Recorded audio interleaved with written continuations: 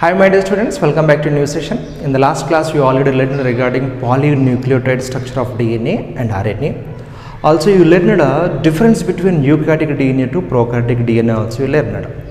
So today class some more information regarding DNA and DNA structure and central dogma of DNA which is proposed by Crick. Let's start the lesson. DNA structure.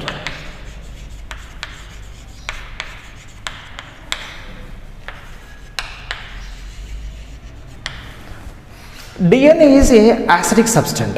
DNA is a acidic substance which is present in a nucleus of the eukaryotic cell. It was first recognized and noticed by Frederick Miescher, and he is given the name is nuclein. And due to the technical limitations, he is unable to isolate this long polynucleotide chains from eukaryotic cell or eukaryotic nucleus.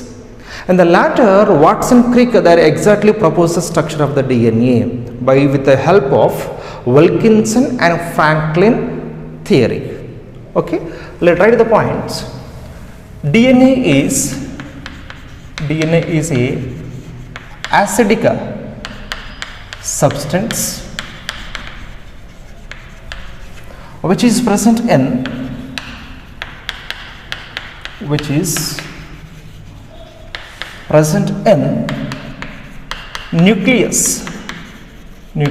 of eukaryotic cell. In case of prokaryotic cell, it is present in cytoplasm.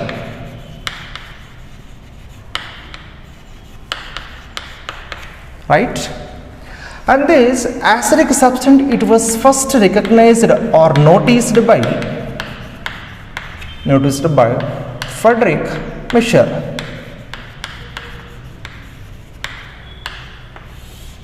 Okay, and here he was given the name, like this acidic substance given the name as nuclein.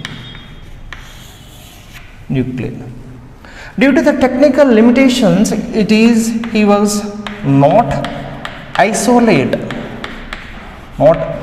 the long polynucleotide chains from nucleus of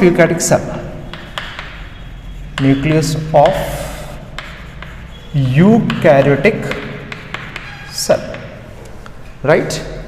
And the latter, in the 1960 or 1953, the two famous scientists Watson and Crick, they were proposed the DNA structure.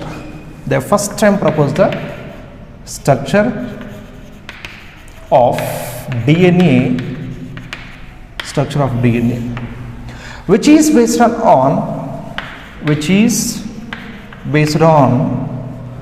Franklin and Wilkins. The first basic information regarding DNA structure which is given by Franklin as well as Wilkins. The first basic information regarding DNA structure is given by Franklin and Wilkinson by using of X-ray crystallography and X-ray diffraction method, and they proposed one theory, it is spiral DNA structure. According to this theory, they said that these acidic molecules are multi-stranded fibers with 20 angstrom length also given before the information of Watson and Crick. Right? Let's write the points. The first basic information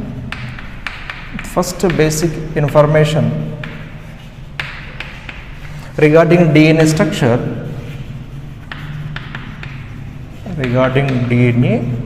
structure is given by Franklin and Wilkins. With the help of X-ray, very important, X-ray crystallography X-ray crystallography and X-ray diffraction. X-ray diffraction techniques are used. By using this technique, they propose that DNA is one spiral DNA model. They propose one theory. According to this theory, they said that this acidic substance is multi-standard fibril with a 20 angstrom thickness.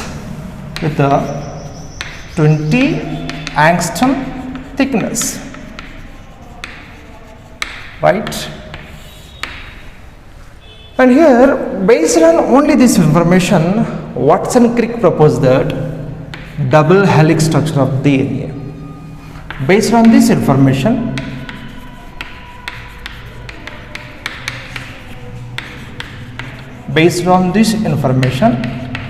Watson and Crick proposed the helix structure of DNA, double helix structure of DNA. Okay, and here this is that the Watson and Crick, they says that one hallmark point of Watson-Crick structure is base pairs are occurred. Base pairs are present between two polynucleotide chains of DNA. So this is actually best point of Watson-Crick model. Base pairs which are present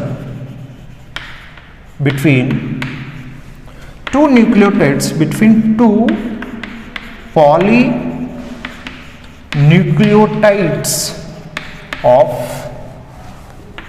chain. It means they said that what? The DNA is not a single standard, DNA is a double standard. DNA is a double standard.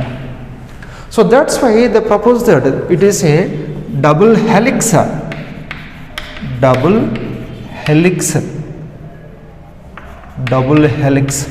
structure is proposed.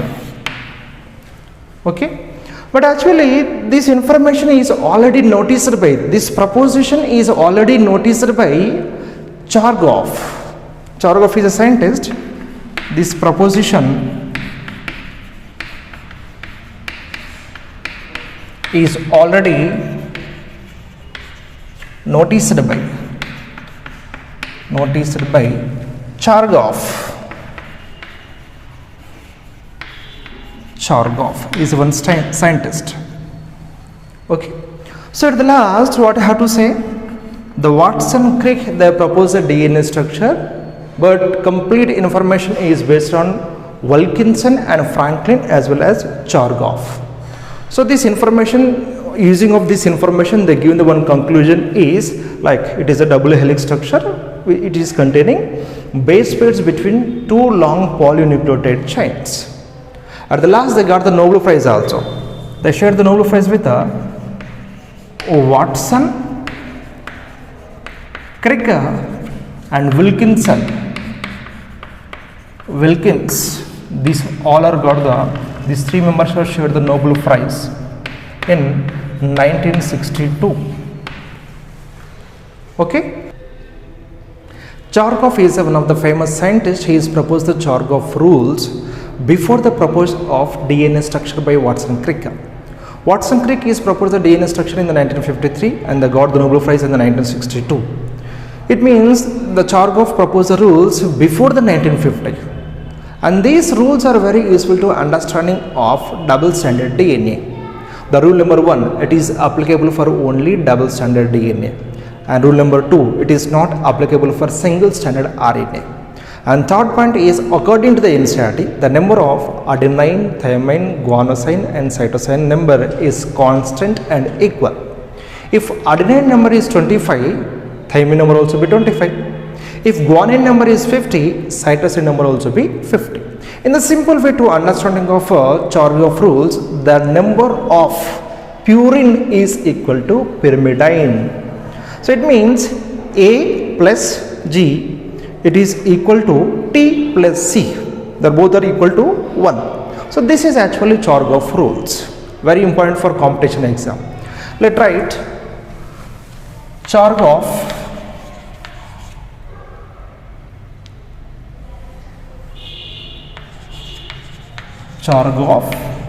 rules. So which is useful for understanding of double standard DNA. Double standard DNA, which is proposed before the proposal of DNA structure in the 1950. So these rules are applicable for only DS, double standard DNA, and these rules are not applicable for single standard genetic information. In some species is RNA. Next, these Chargaff rules, according to the NCERT, the number of adenine and thymine and guanine and cytosine number is constant and also equal in double standard chain. Okay, the meaning is here, if adenine number is 25, then what the number of thymine number? It is also be what? 25. Simple, if in the DNA 25% of adenine strands is there, adenine nucleotides are there, damn sure 25% of thymine nucleotides also be present in opposite strand, right? In the same way, if guanine number is 50, in a DNA strand 50 guanine nucleotides are present, so damn sure how many? And again 50 nucleotides are present in other strand. Okay, so that's why he said that in simple way, purine number is always equal to pyrimidine number. It means number of nucleotide of purine, so that is equal to the number of nucleotide of pyrimidine, right? So he write one formula, given one formula is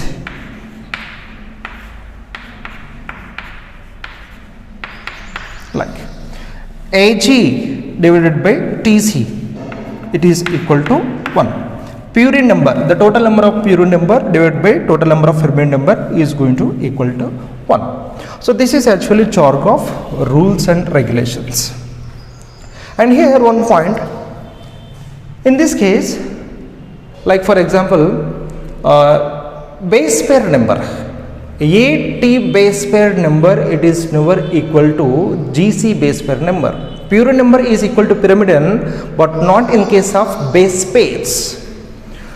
Here base pairs like A double bond T, this base pair number is never equal to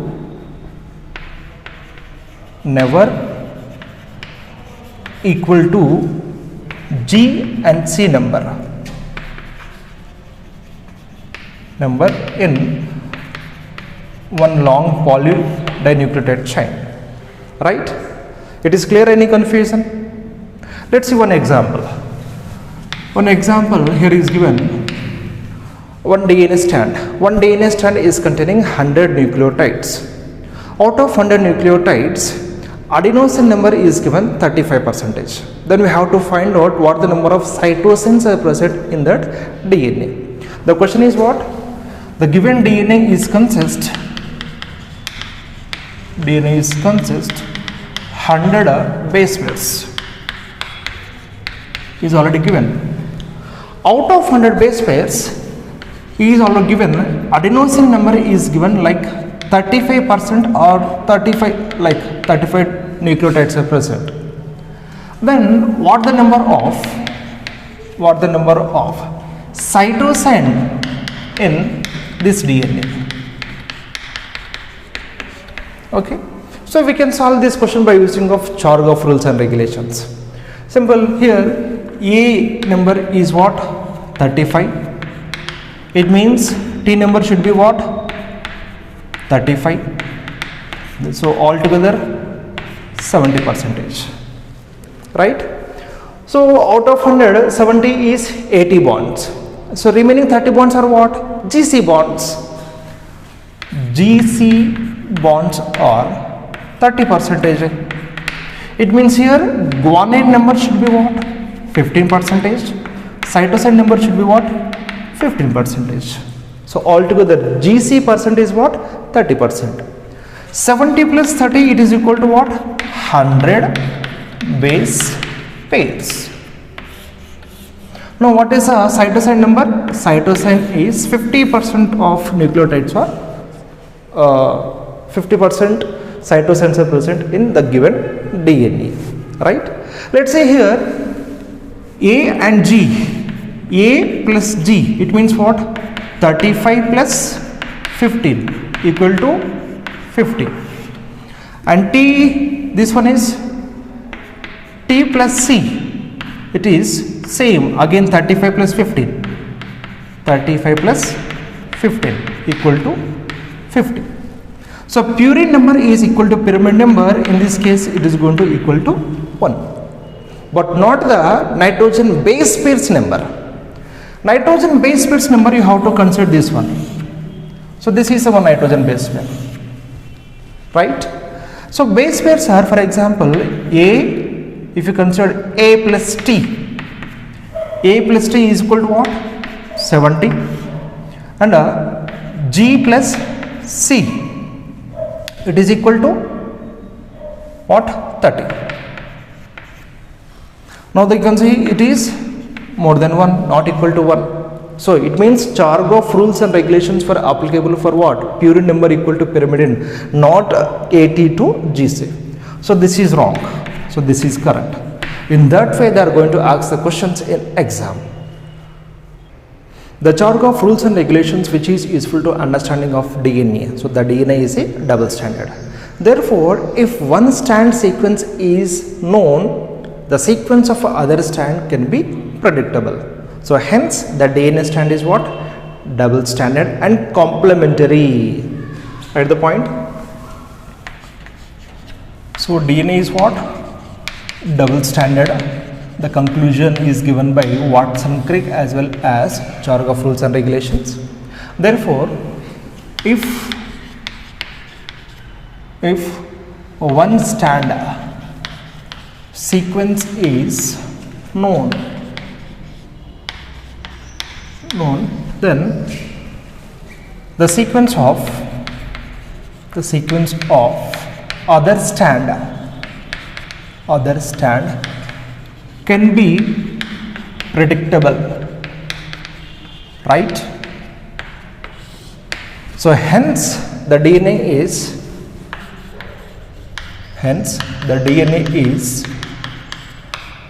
complementary strands, right? Next, then DNA containing two strands. These two strands are act as a template for synthesis of new strands.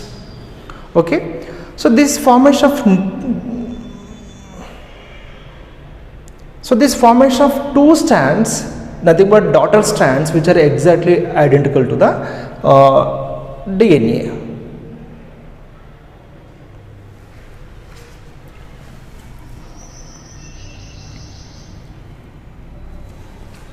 Next, the DNA containing two strands.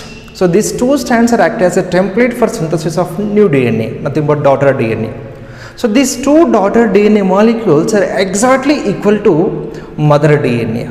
So it is also going to very clear or easy to understanding that the DNA have complementary strands. Write it. Here DNA is containing two strands. So these two strands are act as template for synthesis of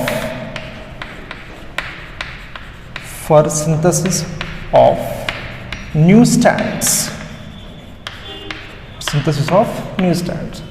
So these are called as what? Daughter strands.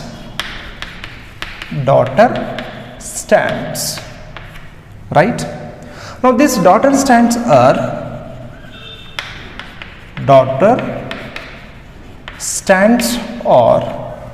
identical to mother DNA or nothing but template DNA.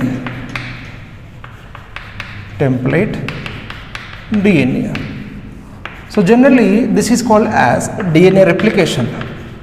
We will discuss later what is mechanism of DNA replication.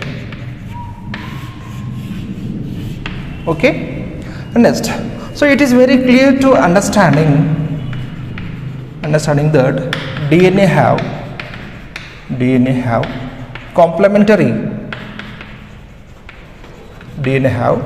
complementary strands, right? So let's focus on some special features, the main features of DNA structure. Put the heading, the main features of DNA structure.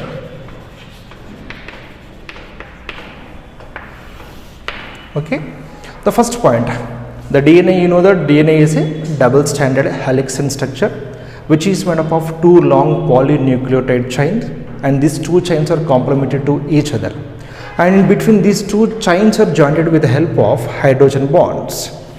Write it. First point, DNA is double helix model or structure. Next, which is made up of two long polynucleotide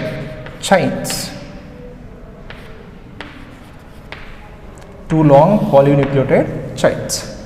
Next, so these two chains are complementary to each other. Okay, next, these two strands are the direction, the polarity is anti-parallel movement. Here one strand is going to move 5' to 3' and second strand is going to move to 3' to 5'. The DNA strands are in anti-parallel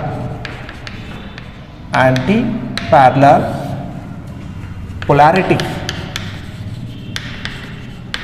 So polarity is nothing but what? Direction of DNA. The direction of DNA is what? Like anti-parallel, opposite direction. Here, if one strand is going to move like 5' to 3', and the next strand is what? Next strand, the polarity is opposite 3' to 5' strand. So here this is what 5' to 3' means what? 5' it means sugar, 5th carbon, to another sugar, 3rd carbon, like, right? And same here, if here the polarity is started with the 5th carbon of sugar, the second strand polarity is start with a 3'. So 3rd carbon of sugar to 5th carbon of sugar, right? And you already learned in the last classes what is 5 dash and what is 3 dash. Okay, so 3 dash means what? 3 dash is always containing one free OH group of sugar, and the 5 dash is the carbon is always consist of one phosphate group PO4 minus, right? Next, here the sugar as well as PO4 minus, which are located on outer side of the DNA, and nitrogen bases are present in inner side of the DNA. Sugar and phosphates are present outer side of the DNA, outer side of DNA, and nitrogen bases which are arranged in inner side of the DNA.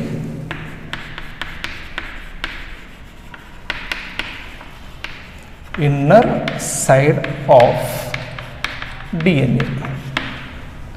Then what is the charge of DNA? DNA is a negative charge or positive charge, and which is give the negative charge to the DNA. Here DNA is negative charged molecule. Negative charged molecule. Which is give the negative charge to DNA? That is PO4 minus containing OH groups, as well as sugar containing OH minus also give the negative charge to the DNA. Next question is, which is a backbone of the DNA? Sugar as well as phosphodiester bonds. So which is give the backbone of DNA, which give the strength to the DNA. Backbone of DNA. Nothing but strength to the DNA. And we said the DNA is what? Helix in structure. So why DNA is helix in structure, and which is give the helix nature to the DNA? Here the helix nature is due to the presence of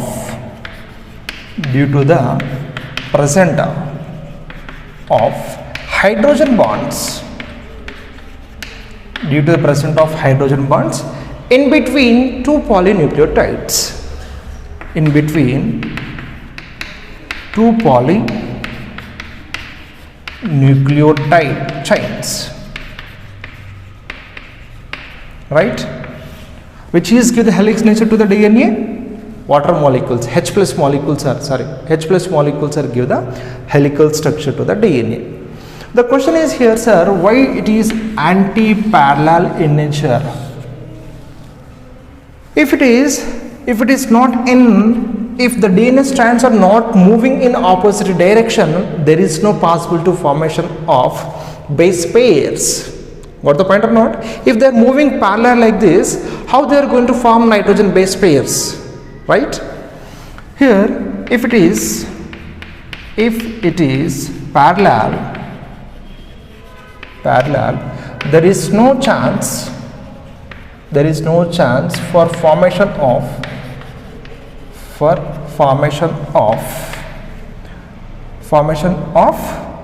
base pairs between purine and pyrimidine with the help of hydrogen bonds, right? So that's why the DNA is anti-parallel direction. The polarity is one strand is 5' to 3', and second strand is opposite to the first strand is 3' to 5', and it is helix in nature. These two long polynucleotide chains are come together with the help of hydrogen bonds and to form of nitrogen base pairs, and it result purines are come to opposite sides of pyrimidine. Okay, let's write here these two strands are jointed together by hydrogen bonds. So which is going to lead base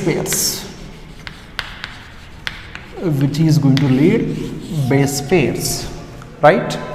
Next, base pairs you know that already. base pairs in DNA.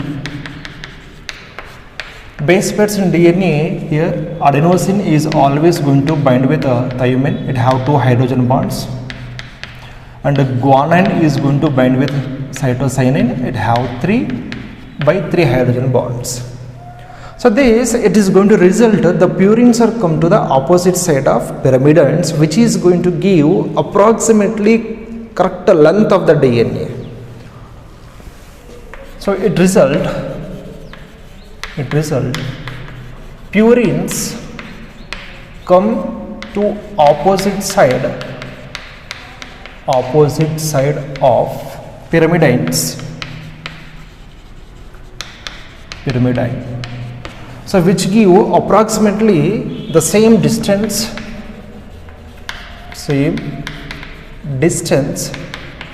in between purine to pyrimidine.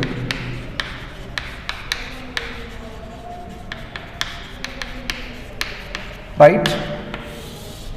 Okay. And the DNA is the right hand to left, right to left helix. The pitch is right to left helix circle system. Okay. So this is actually some main features of DNA. Let's see the measurements of DNA. Here the DNA structure, the simple DNA structure is, this is a DNA, double stranded DNA.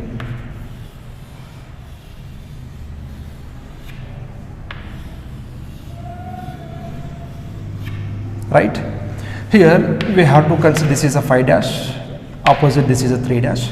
If it is a 5 dash, so this should be 3 dash and this should be 5 dash. Here one phosphate is there, and here sugar containing one free OH. And here also we have one PO4 minus, and here one OH of sugar is present, right? So this is actually one picture here, from middle, from here to here. So this is complete one turn of DNA, the complete one turn or one pitch of DNA helix is 34 angstroms or 3.4 nanometers. Okay, so this is actually one turn, and one pitch, one turn is consists nearly 10 nitrogen base pairs, not nitrogen bases. One turn is consist approximately exactly 10 base pairs. Okay, and the distance between here, like here one adenine to thymine, guanine, cytosine, guanine, 3, 4, 5, 6, 7, 8, 9, 10. Okay, the distance between